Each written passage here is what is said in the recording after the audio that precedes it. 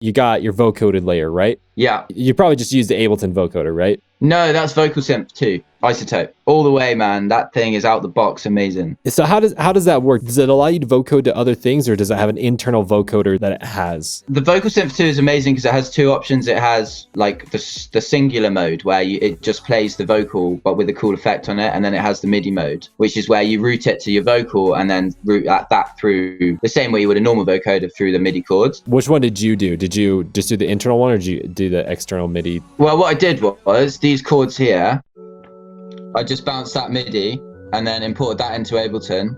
And then obviously like I've been trying to learn quite a lot about vocal processing. So obviously you got your main vocal, you got your left dub, you got your right dub, and then you've got Vocaline, which just like syncs everything together, and then duplicate your main vocal and then run it through the MIDI, and it sounds like this. We made such a team ever since the day we met, but I'm still asking where you've been, and you're still playing hard to get.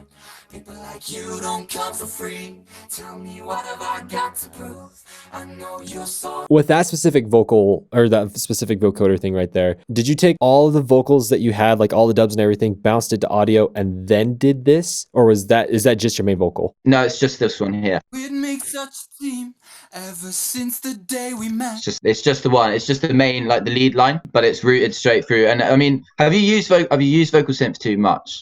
No. I remember using Vocal Synth 1 like 4 years ago, but I haven't even touched Vocal Synth 2. Oh, dude, honestly, like it's another level because you've got these like 4 parameters on the top. You've got like the polyvox. You can like change the breath. You can change the pitch control, everything. If you get really creative with it, you can even like, you can make like this alien voice out of anything. It's really cool. You can like tweak how human it sounds, how Daft Punk it sounds, how Talkbox it sounds. Yeah, it's really good. I thought for this track it was quite a cool effect. What's up, DAW Nation? Hope you enjoyed this little quick tip video from our Biometrix in the DAW episode, which, by the way, if you want to check out the full episode, over here in the top right corner, a little tag or a little card or whatever they're called is going to be showing up right now, where you can click on that and check out the full episode. Also, there is a link down in the descriptions where you can check out the full episode as well. Also, if you want to keep seeing more content like this, where we invite huge music producers, they dissect their songs in real time, actually give you actionable advice with your music production, then go ahead, click the little subscribe button that's right below this video. Go ahead, hit it as hard as you want, as well as tick the little notification icon so that you get notified whenever we put out new pieces of content. We'd also love for you to hit the like button and comment below, because we'd love to know if this is the type of content that you actually want to see. Also, DAW Nation, I would highly encourage you to check back over here on the channel multiple times a week, because we are always releasing new content and we don't want you to miss